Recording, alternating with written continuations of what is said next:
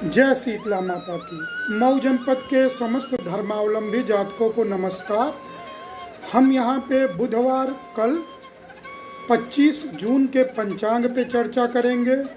क्या शुभ योग कल बन रहा है इस पे चर्चा करेंगे, और विशेष रूप से कल जो संतान उत्पत्ति होगी उन नवजात शिशुओं का क्या राशि का नाम होगा, क्या वो गंडमूल 27 नक्षत्र में पढ़ेंगे कि नहीं पढ़ेंगे, क्या उनकी 27 पूजा होगी कि नहीं होगी, इस पे चर्चा करेंगे।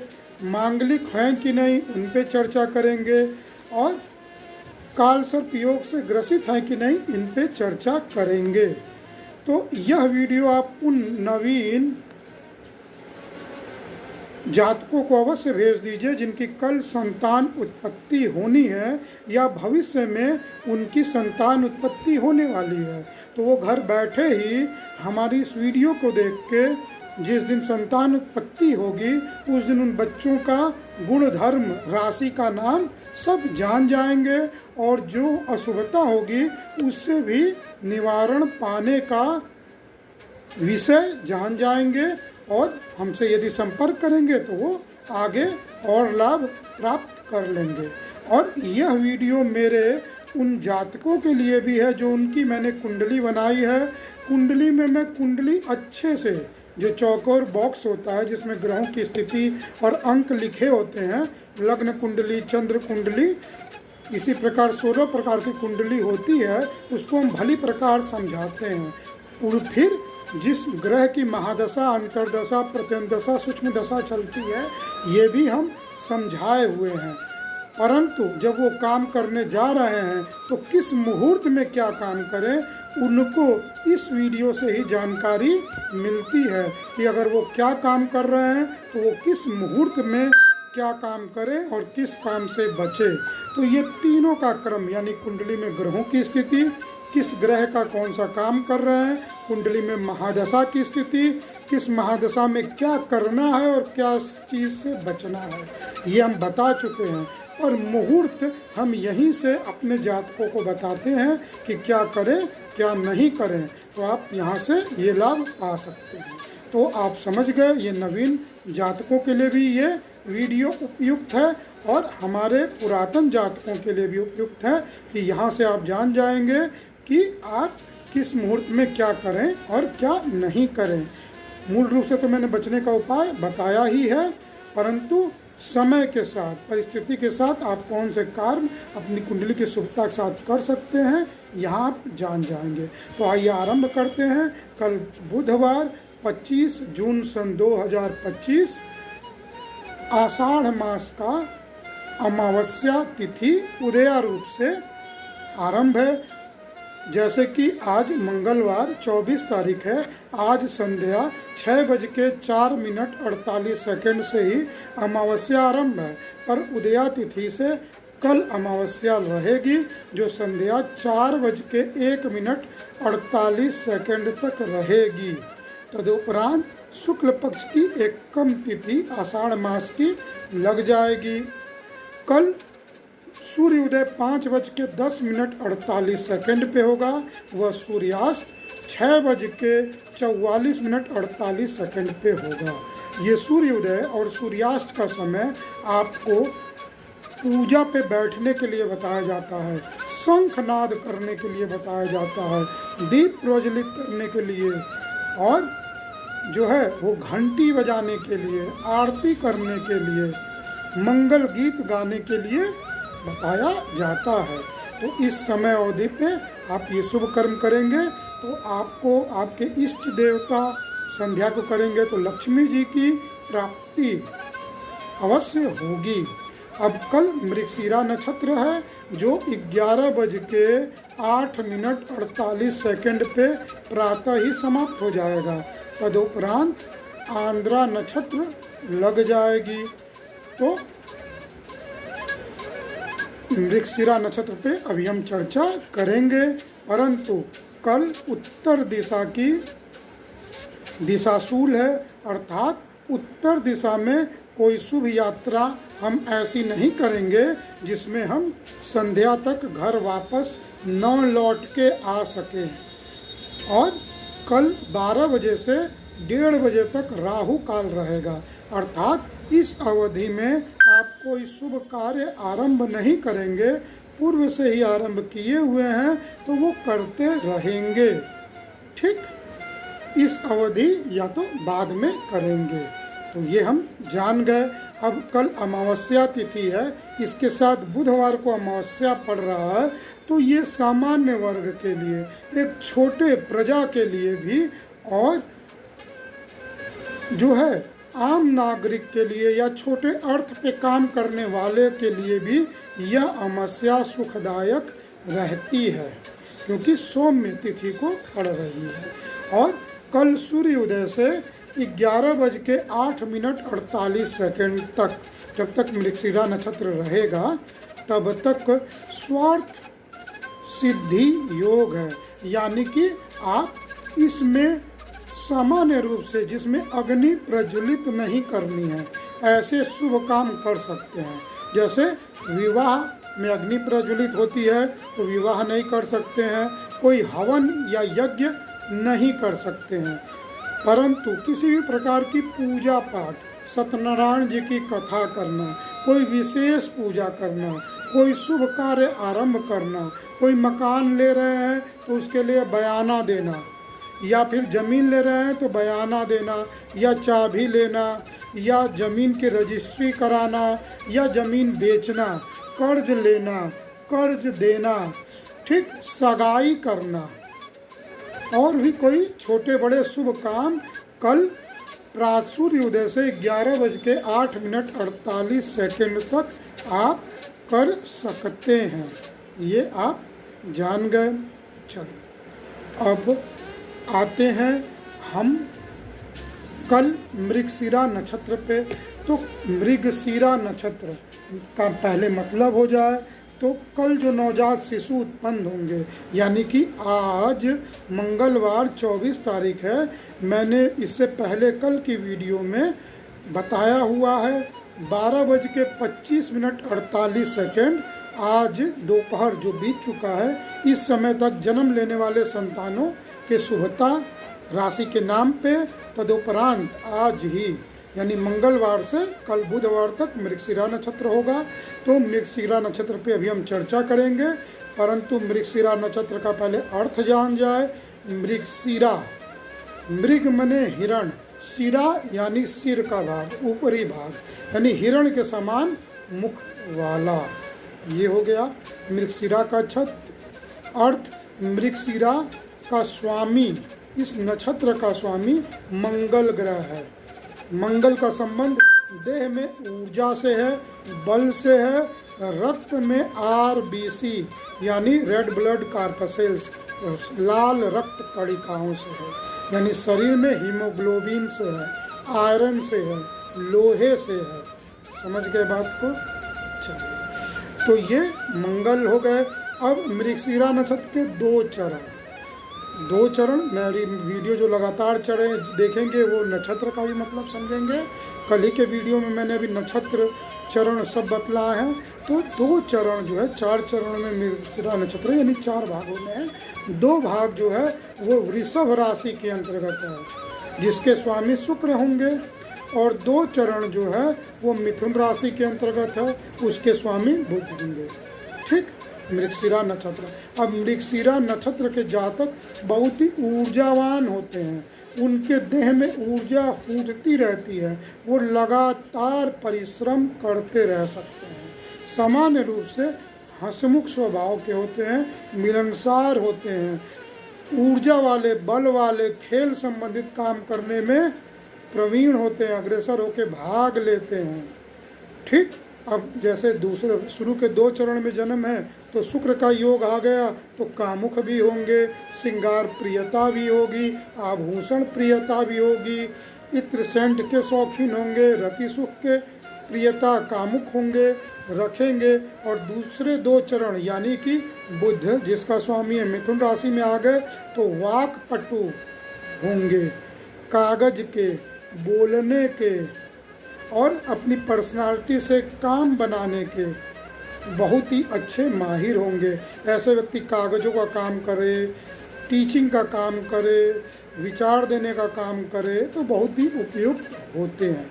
ठीक, ये मैंने मोटा मोटी आपको बता दी। अब इनमें दोष भी होता है।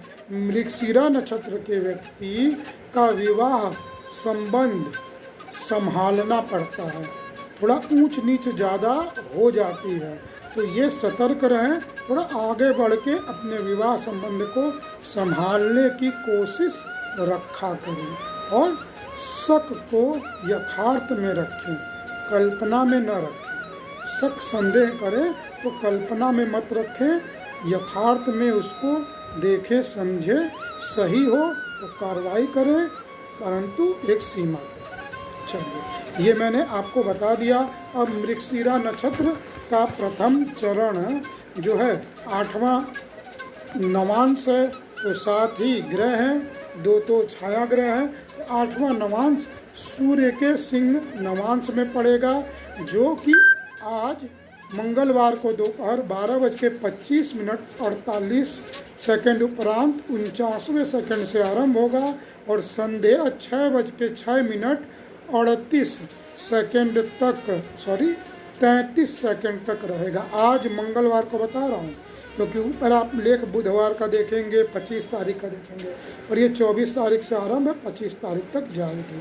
तो मंगलवार को ये संध्या 6:06 33 सेकंड तक रहेगा प्रथम चरण।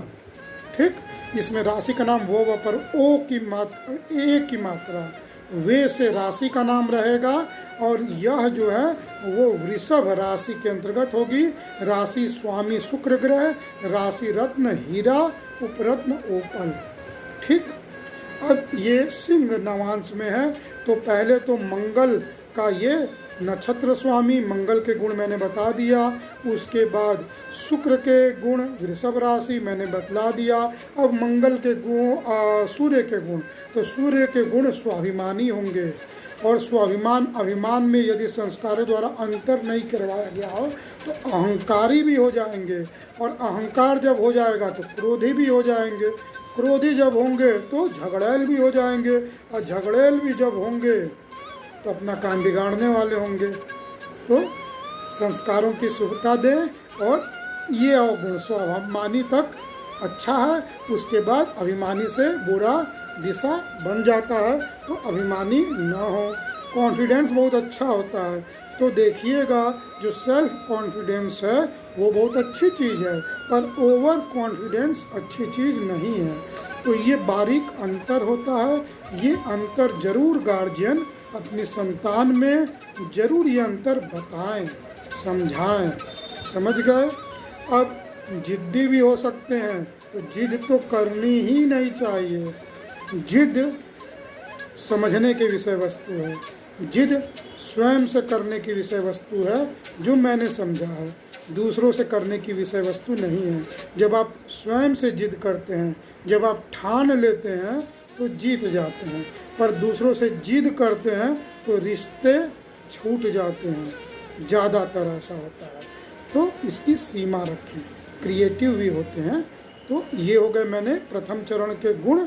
अब द्वितीय चरण संध्या 6:34 से रात्रि 11:47 तक, राशि का नाम व पर ओ की मात्रा वो अक्षर से होगा।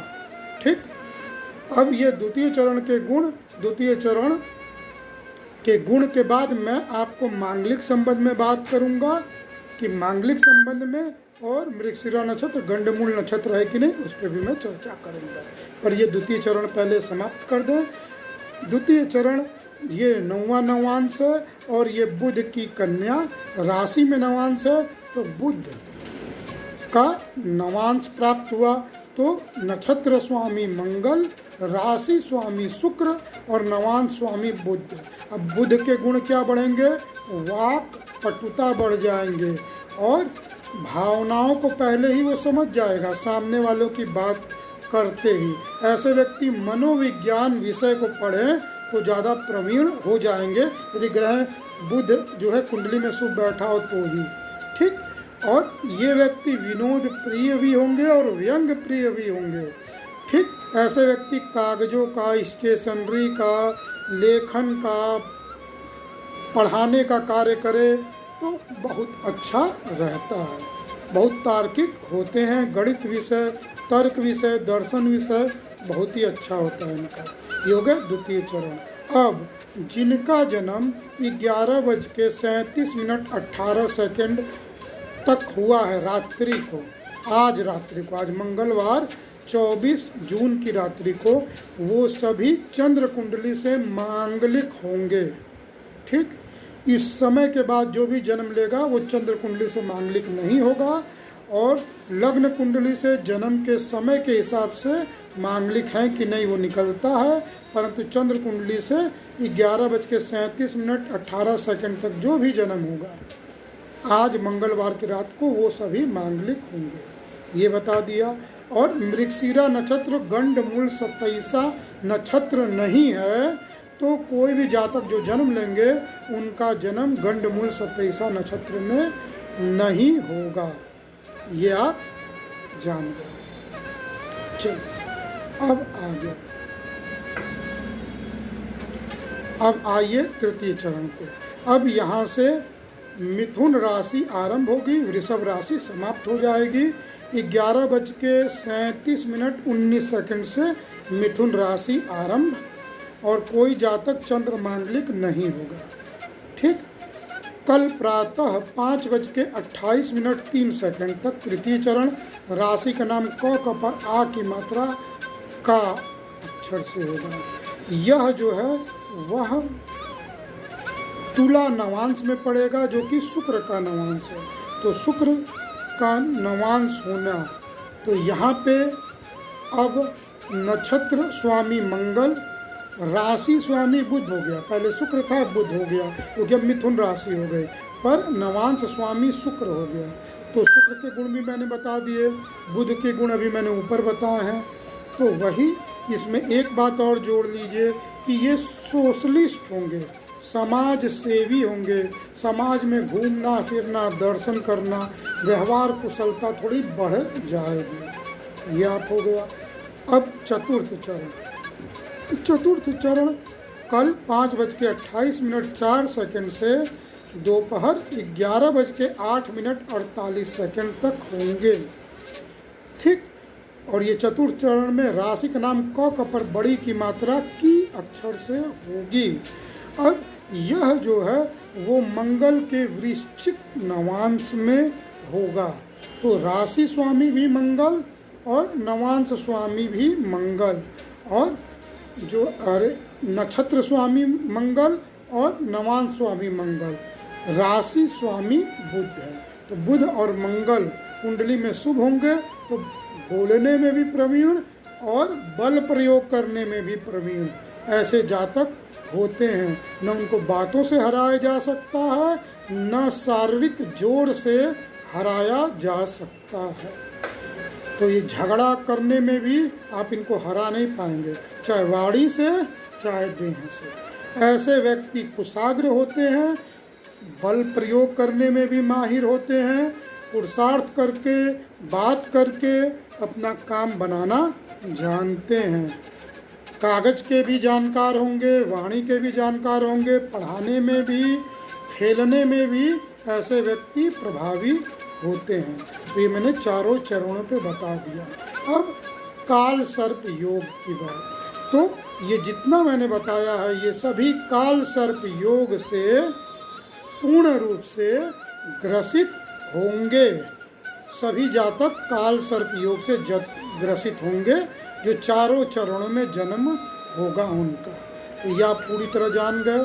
चलो, अब जो मेरे द्वारा कुंडली बनी है और मैं मुहूर्त बताता हूँ, तो कल का मैंने शुभ काम बता दिया है, कल कौन सा काम शुभ करें और कौन सा काल नहीं करें। इसमें कल लंबी यात्रा भी नहीं करनी है। ठीक, अमावस्या दिन है, स्नान दान का दिन है, पैतृक कोई काम करना हो, पिता के लिए कुछ दान देना हो, पितरों के लिए दान देना हो, तो आज दान देना शुभ है, या दान दे लीजिए। और मेरा व्हाट्सएप नंबर 9839571856 है। आप कोई प्रश्न हो तो आप कर सकते हैं, समय रहने पे उत्तर दिया जाएगा।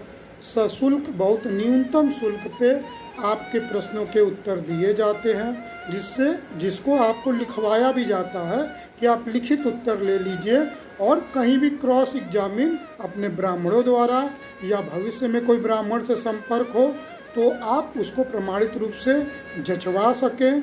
जचवा के आपको समझ में आए तो जो हमने पूजा पाठ बताया है वो करिए, जो मैंने आपको यंत्र देने को बताया है यंत्र ले लीजिए, रत्न बताया है वो रत्न ले लीजिए। रत्न यंत्र सब हमारे यहाँ से पूजा पाठ करके दिया जाता है, ये आप समझ गए। अब कुंडली आपको बनवानी है तो पूरे विश्व से कहीं से भी हिंदी और अंग्रेजी दोनों विधाओं से आप हमसे कुंडली बनवा सकते हैं। कुंडली बना के परामर्श आप प्राप्त कर सकते हैं, ये आप जान जाइए। और कुंडली बन के आपके घर पे कोरियर द्वारा भेज दी जाती है, वीडियो कॉल द्वारा अच्छे से कुंडली समझाई जाती है, और पहुंचने के बाद आप पुनः कोई प्रश्न है तो पुनः पूछ के अच्छे से समझाया जाता है। हम ऑनलाइन सेवा बहुत ही विधिवत देते हैं। आप यदि आके सेवा लें तो हम एक बार टाल भी देते हैं, पर यदि आपने हमारे से कुंडली बनवाई है तो ऑनलाइन सेवा हम कई बार आपको निःशुल्क दे देते हैं। तो आप इसका लाभ उठाइए। पूजा पाठ की विभिन्न सामग्री भी चाहिए तो हम उपलब्ध करवा देते हैं विभिन्न स्रोतों द्वारा, या छोटी मोटी सामग्री हम स्वयं प्रमाणित रूप से आपको दे देते हैं। नहीं समझ में आए तो आप वापस लौटा भी सकते हैं। तो समस्त सुविधा है। आप हमसे व्हाट्सएप नंबर पे निःशुल्क जुड़ भी सकते हैं, फेसबुक पे भी जुड़ सकते हैं, यूट्यूब पे भी जुड़ सकते हैं। आपको जहां सुविधा हो आप हमसे जुड़ सकते हैं। लंबी वीडियो इंस्टाग्राम पे नहीं जाती है तो इसलिए वहाँ वो एक्सेप्ट करना रहता है तो ले लेता है, नहीं तो वो छोड़ देता है। तो इंस्टाग्राम की सुविधा रुकती है, बाधित होती है, चलती है। तो ये सब विषय हैं, आप हमसे पूर्णतः लाभ ले सकते हैं। आप लाभ उठाइए। धन्यवाद। वंदे मातरम।